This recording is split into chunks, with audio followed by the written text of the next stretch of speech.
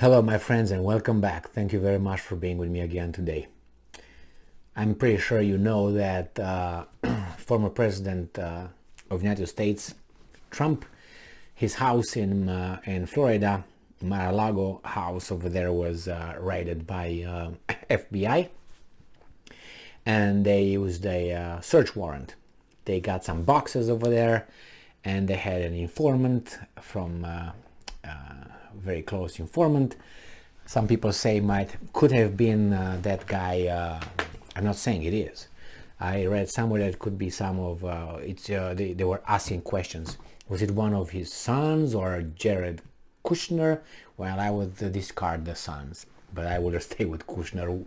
If you tell me that Kushner was part of it, I would be like, tomorrow is Saturday. That's why and it is Saturday. So this article comes from Politico. And it comes from today, Friday, August 12, 2022. FBI search warrant shows Trump under investigation for potential obstruction of justice, Espionage Act violations.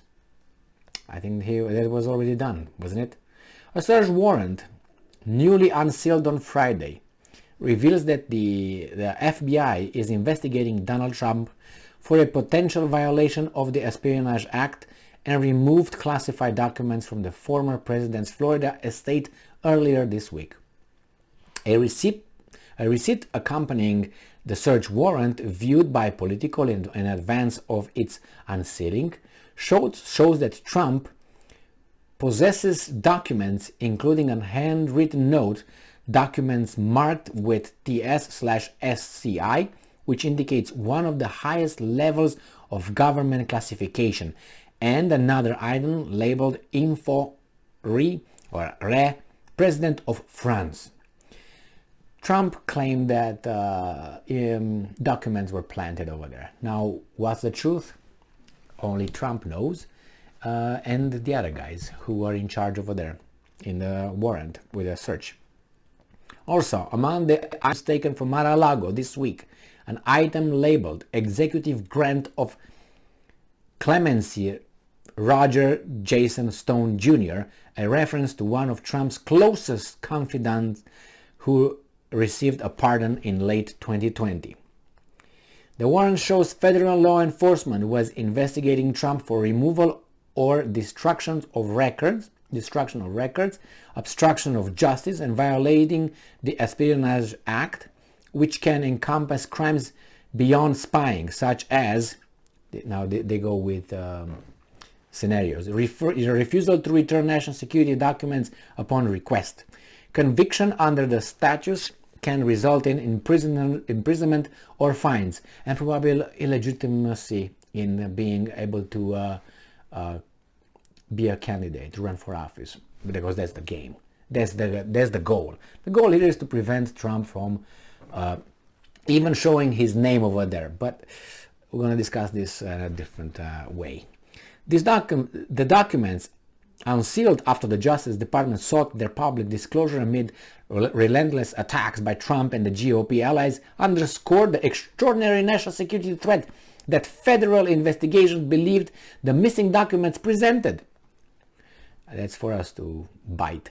The concern grew so acute that Attorney General Merrick Garland, oh my God, approved the unprecedented search of Trump's estate last week. The disclosure of the documents come 4 days after Trump's publicly confirmed the court-authorized search of his Mar-a-Lago home by the FBI, marshalling his political allies to unleash fierce criticism of federal investigators. But the details in the warrant underscore the gravity of the probe. An unprecedented investigation of a former president for mishandling some of the nation's most sensitive secrets. It's already a given right now. We got that. Trump has claimed since Monday that he has cooperated with investigators from the National Archives and FBI for months, and that the unannounced search was an unnecessary escalation. But after several rounds of negotiations in which materials were recovered by the archives, federal investigations came to believe Trump hadn't returned everything in his possession. The search warrant, signed on August 5 by federal magistrate Judge Bruce Reinhardt, reveals that dozens of items were seized, most of them described in vague terms like leather-bound box of documents, binder of photos, and handwritten note. Other items on the list indicate the presence of classified material describing them as miscellaneous top secret documents and miscellaneous confiscated documents. It says Stone attorney Grant Smith said that the longtime Trump ally has no knowledge as to the facts surrounding his clemency documents appearing on the inventory of items seized from former President Trump's home at Mar-a-Lago. Shortly after 3 p.m., the Justice Department confirmed that Trump's lawyer would not oppose the public release of the search warrant and underlined receipt of materials which had already begun to circulate widely. So he said, show it to the people. Well, what's the truth? They know it. We don't. The thing is, my assessment, my interpretation of what I saw during his presidency, how like hyenas were attacking Trump with such ferocity and such rudeness. I've never seen before any other president being attacked like that, which is okay. I mean, he is an adult, he can take it. I'm just saying it as a comparison. I'm not saying it, oh my God, they were so rude to poor Trump. No, but look how they behave with others and look how they behave with this. The only other way the mass media behaved in such a way, rude. You don't have to be rude. You can ask questions. If you want, you can. I'm not saying they shouldn't, but they show that you're rude with this person, but not with this one. So that tells me, who you were with. And reporters should report news, not try to push news. The only other ones that I saw very rude, members of mass media interviewing other presidents were when it was Ahmadinejad of Iran. Oh my God, you should hear that. You should even hear now lately Vladimir Putin was an Austrian interviewer.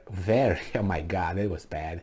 Then it was Lavrov with that Jewish British guy Goldberg, whatever his name is, about 23 minutes.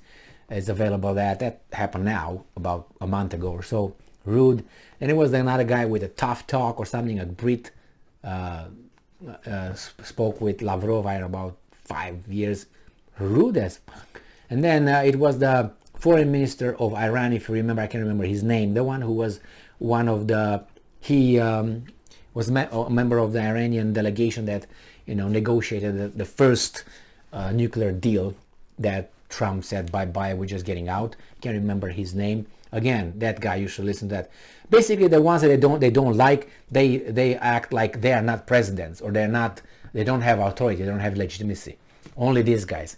And see, for instance, how they ask Pelosi. Or, I'm not saying Biden, because Biden is just in a different league, if you know what I mean. But never heard, even Bush. They were nicer with Bush than, It's just, that's the way it goes. So I think these guys are just trying, by all that and what's going on right now, are just trying to prevent something to happen with this guy. But, let's look beyond that. We got to the elections. So it's not about, as Joseph Stalin said, let them vote as long as we count the votes. So you can, you can have 50, like in Soviet Union. You had, let's say, 50 candidates, and one person was counting the votes. So the other ones were over there. So it didn't really matter who was a candidate, because they all knew who will get elected. It was in Soviet Union. And, but this happens in many countries. It's just, So with Trump, I don't know exactly what's going on here. I think it's personal. It's nothing political. Oh my God, he's going to get re-elected or something. I don't think that's what I think it's personal. Personally, he said certain things. He injured some big names, big families' names, big royalty in the United States, like the Clintons, like the Bushes, and he hurt their feelings personally. They exposed their rottenness, and then that's a no-no, because those are royalties. Tell me when you're going to hear the news in the United States. Get out, even if you leave Fox there, which is just, it's mild. Take Fox away and put a mainstream corporate media, and tell me when they talk about that family in negative terms. And if they do it so mildly, they just like a caress. It's not, I know, it's not a slap, it's just a caress. And or the same with the Bushes. Royalties. And if that happens, it's like this. If that happens in a situation where you have a father and then the son replaces the father, you think, oh, there's nepotism here. Oh, they say, no, it's just quality. Well, then you go into genes. So if George Bush Jr., W, the guy with Yale and Harvard degrees, okay, that guy that destroyed the Ivy League for me forever, if that guy got elected because he was so smart and so on, it was no relation to his father and his father connection and all that. If you say that's the case, that he had no connections, that means it must be his qualities, and that shows me his genes from his father. Now if you go into genetics, that's bad, because that's going to go into epigenetics. I don't know if you're familiar with epigenetics, just look into it, and that's a no. Epigenetics, no. So that's one thing. And then you get what? And then you get Jeb Bush. He wanted to be president, so the genes are over there. So what are we going to do? We go to eugenics now? Oh my God. And then we go to Nietzsche, and then we go with a guy with a mustache. What are we going to do? So it's either nepotism or genes. Which one is it? Or both? Thank you very much for being with me again today. Good luck, Trump. Good luck to us. Stay strong, stay smart, look for the truth, and be just.